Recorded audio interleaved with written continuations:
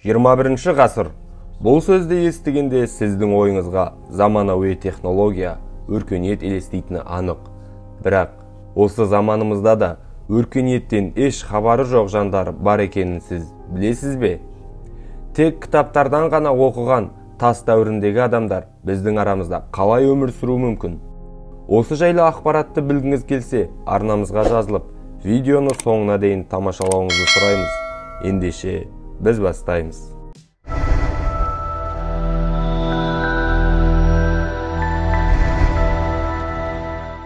Ежелгі өркениеттің мекені Сентинель аралы.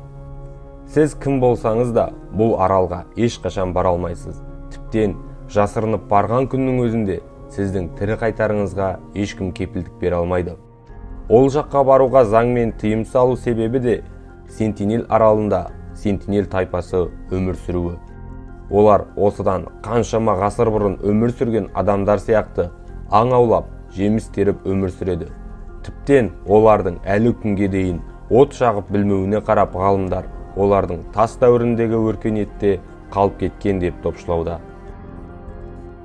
Бұл аралдағы адамдар өркениеттен осыншама қалып кеткеніне қарамастан, Сентинель аралына 50 шақырым жеріне аэропорт, айлақпен қатар 100 мыңға жуық халық жоғары деңгейдегі өркениетте өмір сүреді. Бұл аралдағы тайпамен арадағы ең алғашқы байланыс 1869 жылы орын алған еді.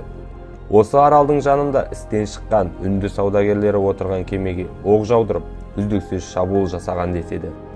Қайта саудагерлердің жолдары болып, жақын маңдағы кеме келіп, адамдарды аман етен алып шыққан екен.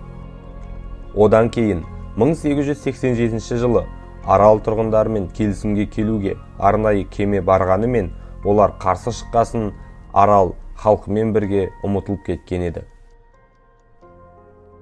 Уақыт өте келе 1970 жылы Үндістан тарафынан арнайы топ жіберіліп, олармен араласуға тырысқанымен арал тұрғындары тағы да қарсылық білдіргесін амалсыз кері шегінген болса, 1974 жылы олар жайлы деректі фильм түсіруге келген тарихтанушылар отырған кемеге оқ жаудырып, араларынан біреуі ауыр жарақат алғандықтан тағы да аралға кіре алмай кері қайтады.